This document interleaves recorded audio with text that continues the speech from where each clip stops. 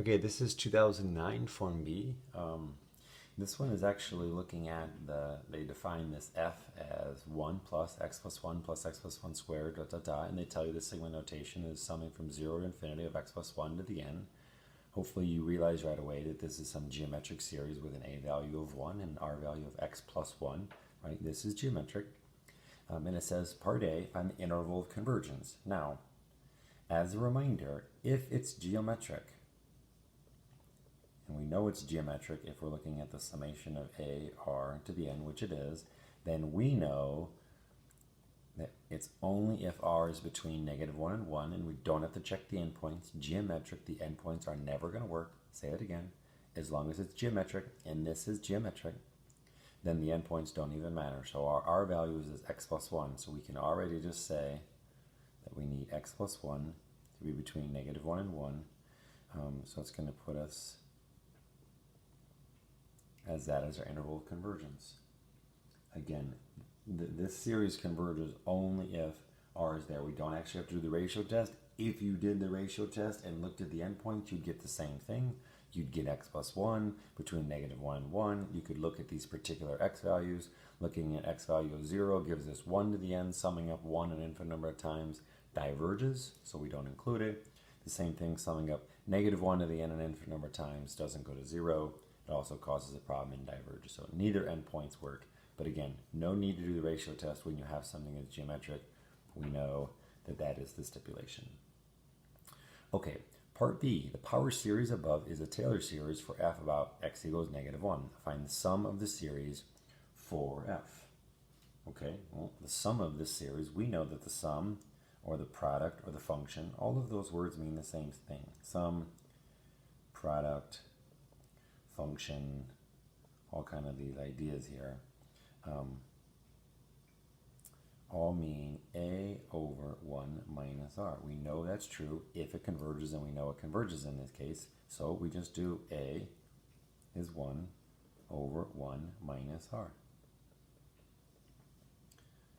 Okay, so we just get -1 over x. That's our function. And again, we're going to define that to be the function only on this interval, but we kind of already said that up here. Okay, that's part B.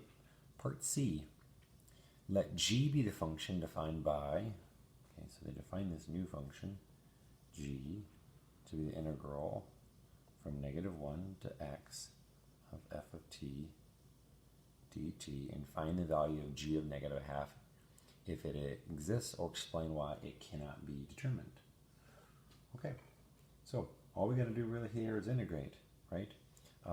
We know f, it's right here, and so g then is the integral of -1 to x of -1 over x dx. Remember, this is our function. We decided that was f of x. So what do we get here? We get what? Negative natural log of x. Evaluate, oops, that is an absolute value. And that's from -1. What are we going to evaluate? We're trying to do g of a -1/2. So I guess this is -1/2 in here. -1/2. Okay, so that is negative natural log of -1/2 minus negative natural log -1. Okay, so that's actually really messy here. It's kind of just silly. We could have just switched that negative and done bottom and top. Either way, the natural log of the absolute value of -1 is just 0. So who cares that that was actually a positive there? And then this is negative natural log of 2. Everyone okay with what we did there, hopefully? Oops, sorry. That's a positive. And how did I get that? So I guess I could explain that. Negative natural log of 1/2. That's negative natural log of 2 to the -1st. And I can bring that down in front, and I can say that's the same thing as natural log of 2. Okay, so a little algebra to show that this and this are the same. Okay, and last, part D.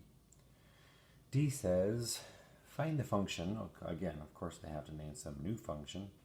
H is f of x squared minus 1. Well, that's kind of silly.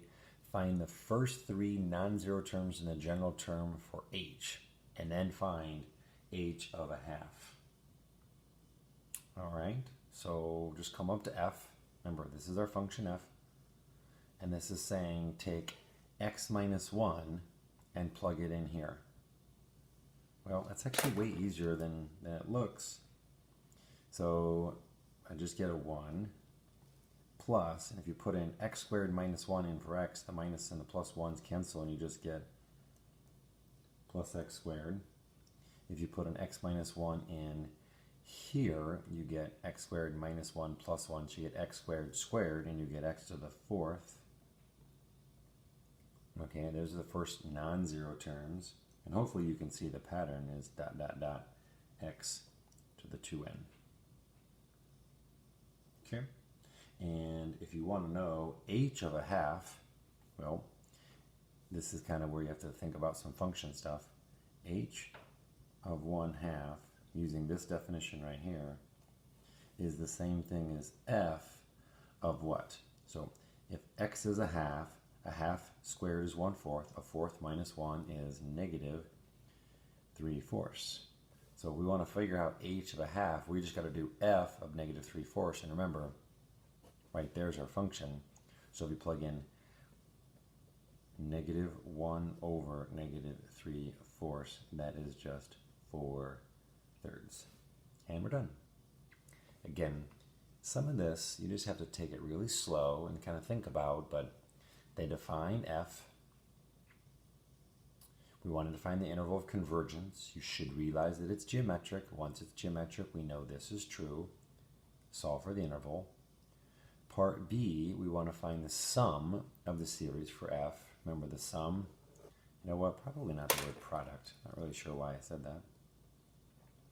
Definitely going to use the word sum or function. The function is just a over 1 minus r, because we know that this infinite series is equal to a over 1 minus r as long as it's an interval of convergence. So that's how we would find the sum or the function. And so we do a over 1 minus r to find f of x.